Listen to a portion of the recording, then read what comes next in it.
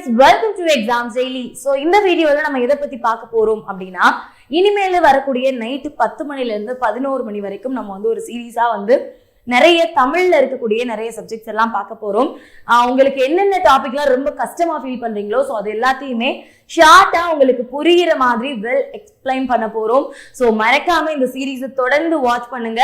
So இந்த சீரிஸோட first video எழுத்துக்களின் பிறப்பு. சோ எழுத்துக்கள்லாம் நமக்கு என்னன்னு தெரியும். நம்மளோட தமிழ்ல உயிரெழுத்து, மெய் எழுத்து, உயிர்மெய் எழுத்து, ஆயுத எழுத்து அப்படின்னு சொல்லக்கூடிய எழுத்துக்களின் தொகைகள் இருக்கு. இதை பத்தி எல்லாமே உங்களுக்கு நல்ல டீட்டெயில்டா தெரியும். ஸோ தெரியல அப்படின்னா கூட நம்ம ஆல்ரெடி எல்லா வீடியோஸும் நம்ம போட்டிருக்கோம். ஸோ செக் பண்ணிக்கோங்க. இப்போ எழுத்துக்களின் பிறப்பு. ஒவ்வொரு எழுத்துக்களையும் நம்ம ஒரு மாதிரியா உச்சரிக்கிறோம். எப்படி எல்லாம் உச்சரிக்கிறோம்? இப்ப ஆ அப்படின்றத ஆ அப்படின்னு வாயை திறந்து உச்சரிக்கிறோம். ஊவ நம்மளுடைய இதழ்களை குவித்து ஊ அப்படின்ற சவுண்ட் வந்து நம்ம பயன்படுத்துறோம். இந்த மாதிரி ஒவ்வொரு எழுத்துக்கும் நம்ம எப்படி நம்ம ஒவ்வொரு அசைவுகளை கொடுக்கிறோம் அப்படின்றதுதான் ரொம்பவே முக்கியம். அதுதான் எழுத்துக்களின் பிறப்பு. எழுத்துக்களின் பிறப்பு, வல்லினம், மிகும் இடங்கள், மிகா இடங்கள், அடுத்து பாத்தீங்க அப்படின்னா மொழி முதல் எழுத்து, மொழி இறுதி எழுத்து. சோ இந்த எல்லா டாபிக்குமே லைட்டா உங்களை குழப்பக்கூடிய விதமா இருக்கும். சோ இந்த எல்லாத்தையுமே ஈஸியா ஞாபகம் வச்சுக்கிற நம்ம ஒவ்வொரு செஷனா போட போறோம். அதுல ஃபர்ஸ்ட் நம்ம பார்க்க போறது எழுத்துக்களின் பிறப்பு என்ன அப்படின்றத வாங்க வீடியோக்குள்ள போய் பார்க்கலாம். ஃபர்ஸ்ட் எழுத்துக்களின் பிறப்பு அப்படின்னா பார்த்தோம். இந்த எழுத்துக்கள் எப்படி பிறக்குது அப்படின்னா நம்மளோட உடம்புல இருந்து வெளியாகிற காற்று. இப்போ வந்து நான் ஒரு நம்ம உடம்புல இருந்து காத்து வெளியாகும் இல்லையா? சோ அப்படி காத்து வெளியாகும் போது நம்ம உடம்புல இருக்க இந்த 4 பார்ட், என்னென்ன பார்ட் ஞாபகம் வச்சுக்கோங்க. மார்பு, கழுத்து, மூக்கு, தலை. சோ இப்படி கீழே இருந்து வாங்க. மார்பு, கழுத்து, மூக்கு, தலை. இவற்றில் ஏதாவது ஒன்றுடன் பொருந்தி, நல்லா கவனிங்க, இவற்றில் ஏதாவது ஒன்றுடன் பொருந்தி நாக்கு, பல், இதழ், மேல்வாய். இதழ், நாக்கு, பல், மேல்வாய்ன்றது இந்த பாட்டு. ஓகேவா? இந்த 4 இதுல ஏதாவது ஒன்றுடன் பொருந்தி இந்த 4 உறுப்புகளின் முயற்சியினால் நமக்கு என்ன பண்ணுமா? ஒரு ஒளி வெளிப்படும். அந்த ஒளியை தான் நம்ம எழுத்துக்களின் ஒளி வடிவம் அப்படின்னு சொல்றோம். ஓகேவா?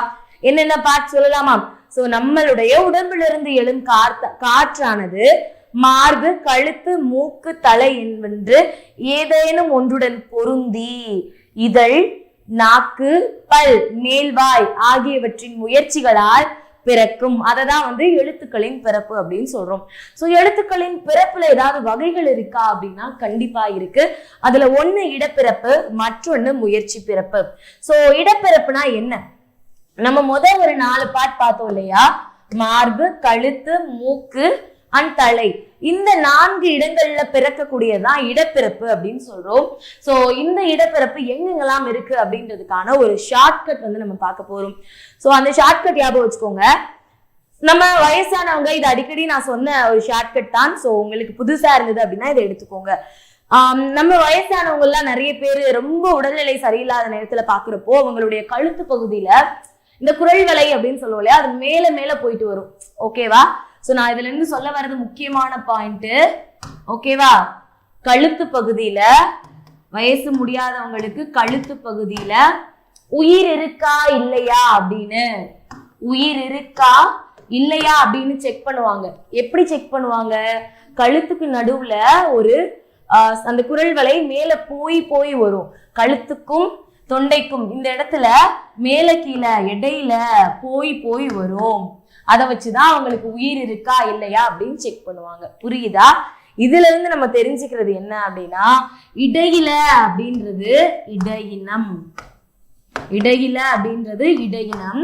இங்க உயிர் இருக்கா அப்படின்னு செக் பண்றாங்க இல்லையா? அது என்னது? உயிர் எழுத்து. இந்த கழுத்து அப்படின்றது பிறக்கக்கூடிய இடம். இடையினமும் உயிரெழுத்தும் கழுத்து பகுதியில பிறக்குது. இடையினமும் உயிரெழுத்தும், உயிரெழுத்து கழுத்து பகுதியில பிறக்குது. இடையின எழுத்தும் கழுத்து பகுதியில பிறக்குது. சோ அப்போ இதுக்கு நம்மளுக்கு கண்டிப்பா ஷார்ட்கட் தெரிஞ்சிருச்சு. அடுத்து வல்லின எழுத்துகள், வன்மையான எழுத்துக்கள். நம்ம வந்து நல்ல திறமைசாலி அப்படின்றப்போ நம்ம கொஞ்சம் அப்படி ஒரு மாதிரி பெருமையா ப்ரௌடா நிக்கிறப்போ நம்மளுக்கு வந்து ஒரு கெத்து வரும் இல்லையா? சோ திறமைன்றது மார்பு அப்படின்னு வச்சுக்கணும். நல்லா நெஞ்ச நிமிர்த்தி நிக்கணும். ஒரு வலிமையான வீரன் அப்படின்றப்போ நம்ம வந்து நெஞ்ச நிமிர்த்தி நிக்கணும் அப்படின்றது ஞாபகம் வச்சுக்கோங்க. சோ அது வந்து மார்பு. ஓகேவா?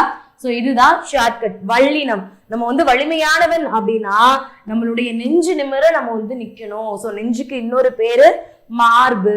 அடுத்து மெல்லின எழுத்தை எப்படி ஞாபகம் வச்சுக்கிறது? மெல்லின எழுத்தெல்லாம் ஈஸி. நம்ம மூக்க பிடிச்சு பேசணும் அப்படின்னா அது வந்து ஒரு மாதிரி சவுண்ட் கேட்கும் இல்லையா? சோ அந்த மாதிரி தான் இருக்கும் இந்த ஞெங்கென்ன நம்மன. மூக்க பிடிச்சு பேசணும் அப்படின்னா ஞெங்கென்ன நம்மன அப்படின்ற சவுண்டு மாதிரி தான் நம்ம பேசக்கூடிய எல்லா சவுண்டுமே இருக்கும். சோ மெல்லின எழுத்துக்கள் மூக்க பிடிச்சு பேசுற மாதிரி இருக்கும். சோ அது பிறக்கக்கூடிய எழுத்துக்கள் மூக்கு. ஆயுத எழுத்து, ஆயுதத்தை எடுத்து அவன் தலையை சிதை அப்படின்ற மாதிரி ஞாபகம் வச்சுக்கோங்க. ஓகேவா? ஆயுதத்து நிறைய படத்தெல்லாம் பார்த்துட்டு போல வாள் எடுத்து தலைய டெஸ்ட்ராய் பண்ணிடுவாங்க இல்லையா? சோ அந்த மாதிரி வச்சுக்கோங்க. சோ ஆயுத எழுத்து பிறக்கக்கூடிய இடம் தலை. சோ இப்போ உங்களுக்கு ஞாபகம் வந்திருக்கும் உயிரெழுத்து அப்படின்றது கழுத்து பகுதியில பிறக்குது, வல்லின எழுத்து அப்படின்றது மார்பு பகுதி, இடையின எழுத்து அப்படின்றதும் கழுத்து பகுதியில பிறக்குது, மெல்லின எழுத்து மூக்கு பகுதியிலையும், அந்த ஆயுத எழுத்து தலையை மையமாக வைத்தும் பிறக்குது அப்படின்றத தெரிஞ்சுக்கோங்க. இடப்பிறப்பு இவ்வளவுதான். அடுத்து பாத்தீங்க அப்படின்னா முயற்சி பிறப்பு. சோ இந்த முயற்சி பிறப்பு தான் என்னடா அது இப்படி இருக்கே அப்படின்னு இருக்கும். சோ இங்க வந்து நான் ஷார்ட்கட் உங்களுக்கு பிளஸ் போட்டு தான் எழுதியிருக்கேன். இந்த பிளஸ் அப்படியே நீங்க நோட் பண்ணி நீங்க ஹென்ஸ் எடுத்து அதை அப்படியே ட்ரை பண்ணி பாருங்க, உங்களுக்கு கண்டிப்பா வந்துடும். நான் வந்து சின்ன ஷார்ட்டா தான் எழுதியிருக்கேன், புக்ல இருக்க மாதிரி வளவளன்னு எழுதாம. ஓகேவா? சோ இப்ப பாத்தீங்க அப்படின்னா முயற்சி பிறப்புல என்னென்ன உறுப்புகள் இருக்கும்? நம்மளுடைய இதழ், நாக்கு, வாய், மேல்வாய், இது மட்டும் தான் இருக்கும். பல். ஓகே, இந்த 4 விஷயங்கள் தான் இருக்கும். ஃபர்ஸ்ட் முயற்சி பிறப்புல மெய் எழுத்துக்கள் எப்படி பிறக்குது? உயிர் எழுத்துக்கள். சாரிமா, முயற்சி பிறப்புல உயிர் எழுத்துக்கள் எப்படி பிறக்குது அப்படின்றத பாருங்க. வாயை திறத்தல். ஆண்டது என்னது? நம்ம வாயை திறந்தாலே அது வந்து பொருள் தருது இல்லையா? சோ வாயை திறத்தல். EEAAI. இதுக்கு பாருங்க, வாயை திறத்தலுடன் வாயை திறத்தல், நாக்கின் அடிவோரம் மேல்வாய் பல்லில் பொருந்துதல். அப்படியே ஒரு நோட் எடுத்து எழுதிட்டு அப்படியே நீங்க அது வந்து ரெகுலர் பிராக்டிஸ் பண்ணுங்க, உங்களுக்கு ஈஸியா வந்துடும். வாயை திறத்தல் பிளஸ் நாக்கின் அடிவோரம் மேல்வாய் பல்லை பொருந்துவதால் EEAAI பிறக்கிறது. அடுத்து ஈசி, வாயை திறத்தல் மற்றும் இதழ்களை குவித்தல். ஒவ்வொன்றையும் நீங்க சொல்லி பார்க்கும் போதே அந்த ஆக்ஷனை நீங்க ஞாபகம் வச்சுக்க முடியும். ஓகேவா? ஓகேவா?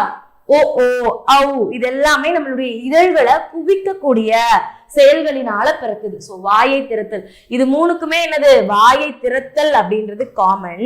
சோ ஈய பொறுத்த வரைக்கும் நாக்கின் அடிவோரம் மேல்வாய் பல்லுடன் பொருந்துதல். வரைக்கும் வாயை திறத்தல் பிளஸ் இதழ்களை குவித்தல். அவ்வளவுதான். இது உயிரெழுத்துக்களுக்கு. சோ அடுத்து மெய் எழுத்துக்களுக்கு பார்த்தோம் அப்படின்னா இக்கு, இங்கு, இது எல்லாம் எப்படி பிறக்குது அப்படின்றத நோட் பண்ணி வச்சுக்கோங்க. இக்கு இங்கு பொறுத்த மட்டும் நாவின் முதல் பகுதி அன்னத்தின் அடிப்பகுதி. அன்னம்ன்றது மேலன்னம். ஓகேவா? நாவின் முதல் பகுதி மேலெண்ணத்தின் அடிப்பகுதியை பொருந்துவதால் நமக்கு என்ன பிறக்குது? இக்கு இங்கு. நம்ம வந்து சொல்லி பார்க்கணும். நாக்கோட அடிப்பகுதின்றது நமக்கு இப்படி இருக்கு நாக்கு அப்படின்னா இது வந்து நம்மளோட ஃப்ரண்ட்னா, இது வந்து பேக். இந்த அடிப்பகுதி என்ன பண்ணுதா? நாவின் முதற் பகுதி அன்னத்தின் அடிப்பகுதியை இக்கு இங்கு அப்படின்னு வருது. ஓகே, நோட் பண்ணிக்கோங்க. அடுத்து இச்சு இஞ்சு, நாவின் இடைப்பகுதி நடு அன்னத்தின் இடைப்பகுதி. நாவின் இடைப்பகுதி இச்சு, நாக்கோட அந்த சென்டர் பாட்டு மேல இருக்கக்கூடிய அன்னத்தோட அந்த சென்டர் பாட்டுல போய் அட்டாச் ஆகும். ஓகேவா? இச்சு இஞ்சு. இட்டு இன்னு, நுனி நாக்குல சொல்றதுன்னு சொல்லுவாங்க இல்லையா? இட்டு இன்னு, நாக்கோட நுனி அன்னத்தின் நுனியை தொட்டு வருவதால் இட்டு இன்னு. இட்டு இன்னுன்றது ரொம்ப நுனியான வார்த்தை. சோ நாக்கோட நுனியும் மேலெண்ணத்தோட நுனியும் தொட்டுக்கிறது. நாவின் நுனி மேலெண்ணத்தின் நுனி, இட்டு இன்னு. இதுதான் ஷார்ட்கட். ஷார்ட்கட் மீன்ஸ் இது வந்து ஒரு ஃபார்முலா மாதிரி இருக்கு, இதை ஞாபகம் வச்சுக்கோங்க. இந்த 2 கீவேர்டு இருந்துச்சுன்னா அது கண்டிப்பா இட்டு இன்னாதான் இருக்கும். ஓகே, இத்து இந்து. ஒவ்வொரு லெட்டரையும் நீங்க சொல்லி பாருங்க, சொல்லி பார்த்து இந்த வார்த்தையோட மேட்ச் பண்ணுங்க, ஈஸியா இருக்கும். இத்து இந்து. மேல்வாய் பல்லின் அடி நாக்கின் நுனி. இந்த மேல்வாய் பல்லுனா இந்த இருக்கு இல்லையா, அந்த பல்லினுடைய அடிப்பகுதிய நாக்கோட நுனிகள் பொருந்துவதால் நமக்கு என்ன கிடைக்குது? இத்து இந்து கிடைக்குது. ஓகேவா? அடுத்து பார்க்கலாம். இப்ப இம்மு, இப்ப இம்மு சொல்லும் போதே பாருங்க, இப்ப இம்மு மேலிதழ் பிளஸ் கீழிதழ், மேலிதழும் கீழிதழும் பொருந்துவதால் நமக்கு என்னமா கிடைக்குது? இப்ப இம்மு கிடைக்குது. ஈ, ஈ அதை எப்படி நம்ம பயன்படுத்தணும்? நாவின் அடி, நாவின் அடி மேல்வாய் எண்ணத்தோட அடிப்பகுதி, நாவினுடைய அடி அப்படின்றது இங்க மேல்வாய் எண்ணத்தினுடைய அடிய பொருந்துது. ஈ சொல்லும் போதே நம்மளுடைய நாக்கோட அடிப்பகுதி மேலெண்ணத்தினுடைய அடிப்பகுதியை தொடுவதை நம்மளால உணர முடியும். ஓகேவா? இரு இல்லு. சோ இது ரெண்டுக்கும் முக்கியமான கீவேர்ட் பாத்தீங்க அப்படின்னா வருடுவதால். வருடுவதால் அப்படின்ற வார்த்தை வந்துட்டாலே அது என்னதுதான்? ஒண்ணு இர்ரா இருக்கணும், இல்ல இல்லா இருக்கணும். இரு இல்லு. சோ இந்த வருடுவதால் அப்படின்ற வார்த்தை வந்துச்சுன்னா அது இரு இல்லு. மேல்வாய நாக்கின் நுனி வருடுவதால் இரு இல். ஓகேவா? இந்த மாதிரி. சோ நம்மளுக்கு இரு இல்லு வருடுவதால், மேல்வாய நாக்கினுடைய நுனிகள் வருடுவதால் நமக்கு கிடைக்குது. அடுத்து இல் இல் இவ் இட் இன். ஓகே, இல் முதல் நம்ம சொல்லக்கூடிய அந்த குண்டு இல். இந்த குண்டு இல்ல பாத்தீங்க அப்படின்னா மேல்வாய்ப்பல்லின் அடி நாக்கின் ஓரங்கள், அதாவது மேல்வாய்ப்பல்லினுடைய அடிப்பகுதி இருக்கு இல்லையா, அப்ப என்ன பண்ணுமா, நம்மளுடைய நாக்கின் ஓரங்கள் தடித்து, நாக்கு வந்து நார்மலான நிலையில இப்படி இருக்கு அப்படின்னா தடித்து அப்படின்றப்போ நாக்கோட ஷேப் இப்படி வந்துடும், தடித்து லகரம் லா. ஓகேவா? மேல்வாய் பல்லோட அடிப்பகுதிய லா அப்படி சொல்லும் போது நம்மளுக்கு வந்துடும். இன்கேஸ் நெருங்குவதால் அப்படின்ற ஒரு வார்த்தை வந்துச்சுன்னா அது இல். அங்க எப்படி வருடுவதால் அப்படின்னா இரு சிறப்புலகரம் சொன்னமோ அதே மாதிரி நெருங்குவதால் அப்படின்னு வந்தா அது வகரலகரம், குண்டுலா அப்படின்னு சொல்லுவோம் இல்லையா அது. அடுத்து இந்த இல். ஓகே, சோ பள்ளிக்கு வர இல் அப்படின்னு சொல்லுவோம். சோ அதை அப்படி சொல்லக்கூடாது, அதை வந்து நம்ம மயங்கொலிகள் கிளாஸ்ல பார்க்கலாம். மேல்வாய்ப்பல்ல நாக்கின் ஓரங்கள் தடித்து தடவுவதால். ஓகேவா? தடவுவதால். நெருங்குவதால்னா குண்டு இல்லு. இங்க பாத்தீங்க தடவுவதால் அப்படின்னா நம்மளுக்கு நகர லகரம், நகர லகரம், அதுக்கு தடவுவதால். இவ்வு, இவ்வு சொல்லுங்க, இவ்வுன்னு சொல்லி பாருங்க. சோ இந்த இவ்வு பாத்தீங்க அப்படின்னா மேல்வாய்ப்பல்ல கீழ் உதடுகள் சென்று பொருந்துவதால் இவ். ஓகேவா? சோ இந்த கீழ் உதடுகள் மேல்வாய்ப்பல்ல போய் தொடும் இவ். ஓகே, அவ்வளவுதான், ஈஸி. அடுத்து கடைசியா பார்க்கக்கூடிய வேர்ட்ஸ் இரு இன்னு. இந்த இரு இன்னு பொறுத்த வரைக்கும் மேல்வாய் பிளஸ் நாக்கின் நுனி மிகவும் பொருந்துவதால். இங்க கீவேர்டு என்னது?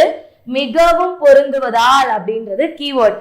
மிகவும் பொருந்துவதால் வந்துட்டா அது இற்று இன்னு. ஓகேவா? மேல்வாய்ப்பல்ல நாக்கின் நுனி மிகவும் பொருந்துவதால் இற்று என்ன பிறக்குது. சோ இது வரைக்கும் நம்ம 18 மெய் எழுத்துக்களுக்கும் என்னென்ன அப்படின்னு பார்த்துட்டோம். இதை தவிர ஏதாவது எழுத்து இருக்கா? இருக்கு. என்னது? சார்பு எழுத்துக்கள். சார்பு எழுத்துக்கள் மொத்தம் 10 வகைப்படும். என்னென்ன? உயிர்மை, ஆயுதம், உயிரளபடை, ஒற்றளபடை, குற்றியலுகரம், குற்றியலுகரம், ஐகார குறுக்கம், அவகார குறுக்கம், மகர குறுக்கம், ஆயுத குறுக்கம் அப்படின்னு சொல்லிட்டு 10 வகையா நம்ம சார்பு எழுத்துக்களை பிரிக்கிறோம். இதுல ஆயுத எழுத்து இருக்கு இல்லையா, ஆயுத எழுத்து எங்க பிறக்குது அப்படின்னு பாத்தீங்கன்னா அதோட இடப்பிறப்பு, அதோட நம்ம முயற்சி பிறப்பு. ஆயுத எழுத்தோட நம்ம முயற்சி பிறப்பு பார்க்கணும் அப்படின்னா வாயை திறந்து ஒழிப்பதனால். வாயை திறந்தாலே நம்மளுக்கு அக்கு வந்துருது, அக். ஓகேவா? சோ அக் அப்படின்றது வாயை திறந்து ஒழிப்பதனால். சோ அடுத்து சார்பெழுத்துக்கள்ல இருக்க எல்லா சார்பெழுத்துக்களும் அதோட முதல் எழுத்துக்கள், முதல் எழுத்துக்கள்ன்றது உயிரெழுத்துக்களும் மெய் எழுத்துக்களும். மற்ற சார்பெழுத்துக்கள் எல்லாமே அதோட முதல் எழுத்துக்கள் எங்க பிறக்குதோ, எப்படி பிறக்குதோ அப்படிதான் அந்த சார்பெழுத்துக்களும் பிறக்குது அப்படின்ற ஒரு ஹின்ஸோட இந்த கிளாஸை நம்ம என் பண்ணிக்கலாம். ஸோ இந்த கிளாஸ் உங்களுக்கு ரொம்ப ரொம்ப யூஸ்ஃபுல்லாக இருந்திருக்கும். நீங்கள் டிஎன்பிஎஸ்சி கவர்மெண்ட் எக்ஸாம் அஸ்பிரண்ட், அதை தாண்டி நீங்கள் ஒரு ஸ்கூல் ஸ்டூடெண்ட், இப்போ வந்து 6th ஸ்கூல் ஸ்டூடெண்ட் இல்லை 7th ஸ்கூல் ஸ்டூடெண்ட்டாக இருந்தால் கூட அவங்களுக்கும் இந்த சாப்டர் வந்து ரொம்பவே யூஸ்ஃபுல்லாக இருக்கும். எழுத்துக்களின் பிறப்பு எனக்கு தெரிஞ்சு 8th ஸ்டாண்டர்ட் தமிழ் புக்கில் இருக்குது. ஸோ 8th ஸ்டாண்டர்ட் தமிழ் படிக்கிற 8th ஸ்டாண்டர்ட் படிக்கிற எல்லா ஸ்டூடெண்ட்ஸுக்கும் இது யூஸ் ஆகும். ஸோ எல்லா கவர்மெண்ட் அஸ்பிரண்ட்டுக்கும் இது யூஸ் ஆகும். ஸோ தேங்க்யூ ஸோ மச்மா இந்த வீடியோ பார்த்ததுக்கு. ஸோ இந்த வீடியோ யூஸ்ஃபுல்லாக இருந்துச்சு அப்படின்னு ஃபீல் பண்ணீங்கன்னா லைக் கொடுத்துட்டு ஃப்ரெண்ட்ஸ்க்கும் ஷேர் பண்ணிக்கோங்க. நீங்க இன்னும் நம்ம சேனலை சப்ஸ்கிரைப் பண்ணல அப்படின்னா சப்ஸ்கிரைப் பண்ணி பெல் பட்டன் கிளிக் பண்ணிக்கோங்க. இதே மாதிரி வேறொரு வீடியோல வந்து மீட் பண்றேன். Thank you guys, bye bye.